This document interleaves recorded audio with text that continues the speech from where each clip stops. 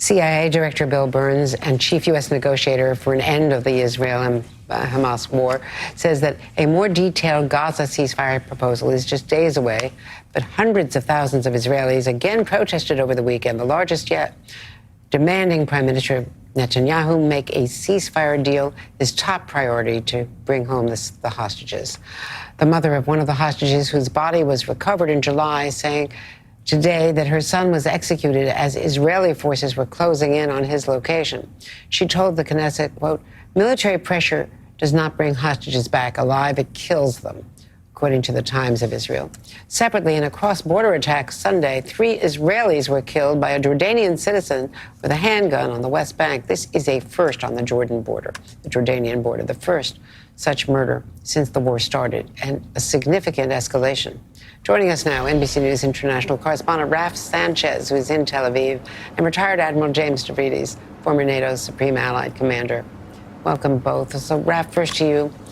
Israel is ordering evacuations in parts of North Gaza. I know they closed that border with Jordan last night. I don't know if it's reopened, as well as the border crossing at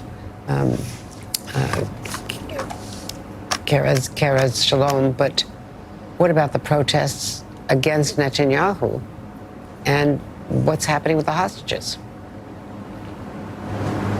So, Andrew, the protests against Netanyahu continued over the weekend. Hundreds of thousands of Israelis taking to the streets, demanding that their prime minister make the concessions necessary to reach a hostage deal.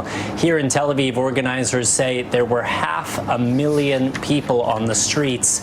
They say that is the biggest single protest in Israeli history. But the question is it having any impact on the prime minister? As you mentioned, just these heartbreaking words from the families of murdered hostages. But at this point, Prime Minister Netanyahu does not appear to be changing course. He was absolutely adamant in a press conference that I attended last week that he will not withdraw Israeli troops from the so-called Philadelphia corridor, that critical stretch of the Egypt-Gaza border. That has become an absolutely key stumbling block in these negotiations. But U.S. officials will say, as well as Netanyahu's reluctance to do that, another stumbling block is Hamas's demands on the number of prisoners to be released in exchange for those hostages. Andrea.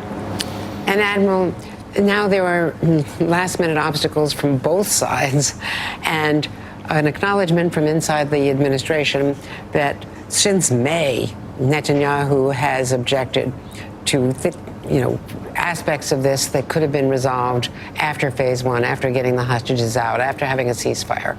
And now you've got the West Bank blowing up and the border with Jordan. Jordan was the second to Egypt, the longest Arab ally. Indeed, and let's not forget to the north of Israel, right, on that Lebanese border, you still have tens of thousands of Israelis displaced from their homes. I just want to draw a line under these protests. 500,000 Israelis hitting the streets would be like 17 million Americans, population adjusted. It's a remarkable demonstration against the policies of Benjamin Netanyahu. And you are correct, he has kind of played loosey with the football with the U.S. negotiators, the Arab negotiators, who are trying in good faith to get these two sides together. So has Hamas, frankly. And what it tells me is that fundamentally, neither leader, neither Sinwar on the Hamas side nor Netanyahu on the Israeli side see it in their personal interest to resolve this. And of course, that leaves the hostages and above all their families in the worst possible place. Raf Sanchez, Admiral Stavridis, thanks to both of you. And we'll be right back with great news from the royal family.